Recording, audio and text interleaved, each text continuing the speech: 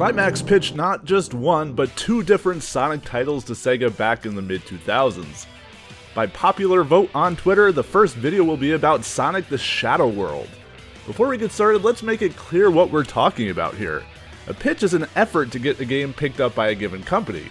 While sometimes this can involve a prototype demo, particularly if there are assets lying around for a quick test, it can often be just a paper pitch, involving no more than some lofty ideas and occasionally some concept art. That is exactly what we're getting here, a 5-page document that outlines the very basics of what they were considering, many times without review by the company they are pitching to. So if something seems wrong based on Sonic lore, know that there would be many steps between the pitch and actually getting the game to store shelves. If you haven't heard of Climax, they worked on a number of big IPs, whether it is licensed children's titles from Disney, or more core properties like the Diablo series, among many others. It isn't far-fetched to think that Climax could have made a Sonic title, especially if their work on a prototype crazy taxi game is any indication. The August 2005 Sonic the Shadow World pitch was for a PSP title that charted Sonic's first journey into the Shadow World, home of Sonic's nemesis, Shadow. The world would have been a huge contrast to Sonic's bright, colorful world, with the Shadow World being a bleak, decaying realm filled with evil creatures far edgier than most games of the series. The goal would have been to escape the world before Sonic is trapped there forever.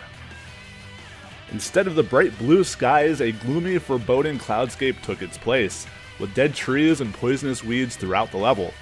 Instead of water rivers, lava would cut through the landscape. Surprisingly, Dr. Robotnik's Badniks would not be making an appearance in Sonic the Shadow World.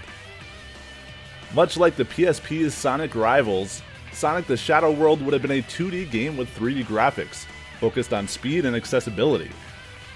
Due to the portable nature of the game, the developers at Climax pitched gameplay that supported quick pick-up-and-play sessions, with replayability coming from setting high scores and faster times.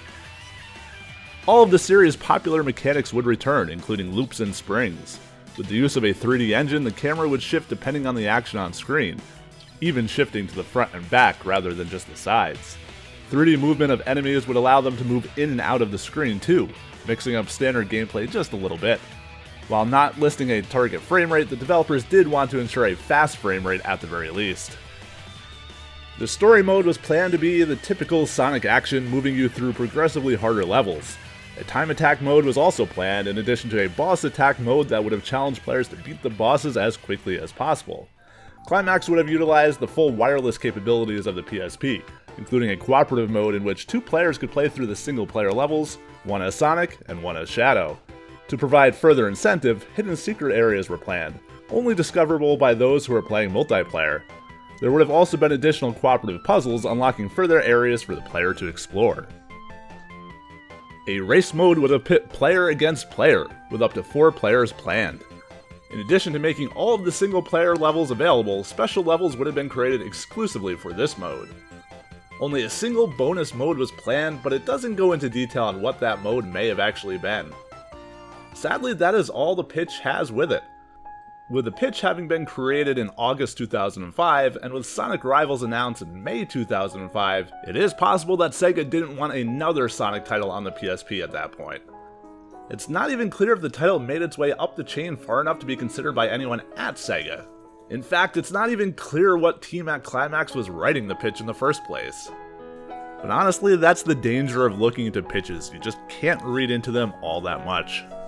In the same folder are some basic images of geometry for a world, but those seem to be related more to Sonic Origins, which is a story for a different day. Be sure to like and subscribe, as their PS2 pitch will be covered sometime in the future. And until next time, thanks for watching.